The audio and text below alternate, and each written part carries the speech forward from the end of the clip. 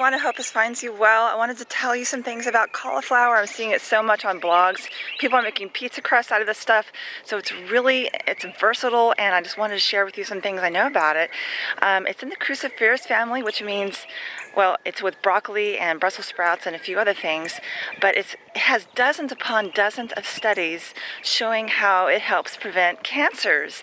And it's really not surprising because cauliflower works very closely with 3 different processes of your body that deal with taking care of cancer. And the first one is the inflammatory, and then the second one is detoxification, and the third one is the antioxidants in cauliflower. So let's talk about the detoxification process first of all. It helps with both phase 1 and phase 2 detoxification. Now phase 1, all that means is that your body turns a toxic substance into something less toxic, and phase 2 is where a toxic substance is it has something attached to it, and then it's altered to be less toxic. So in phase 1, what happens is that cauliflower has a huge amount of antioxidants. It has lots of vitamin C, and it has lots of vitamin K, and it has lots of manganese, and those are great for detoxification.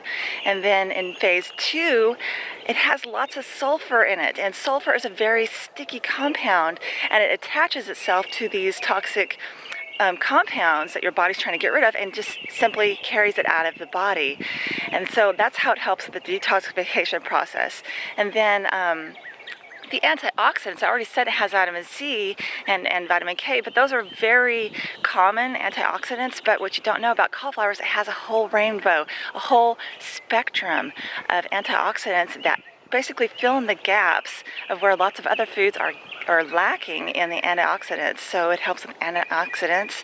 And then the inflammatory process of the body, it really helps there because it has lots of vitamin K. Now vitamin K is the key that basically controls how your body responds to inflammatory processes. So it's like the master key. And then also there's another compound that I can't pronounce that is in cauliflower that affects inflammatory processes at the genetic level. So this is really exciting because if you're predispositioned towards inflammatory diseases like diabetes or heart disease or obesity, then you could actually alter this at the genetic level. You can start your kids out early and help them prevent ever having to deal with this in the first place. But you can also eat this and change your genetic code with the compounds that are in cauliflower and help reduce the inflammation in your body. Now I hope this has served you in some way. If you know someone that might benefit from this, please share this video. You never know that they might not know that there's something that's so readily available that can help them.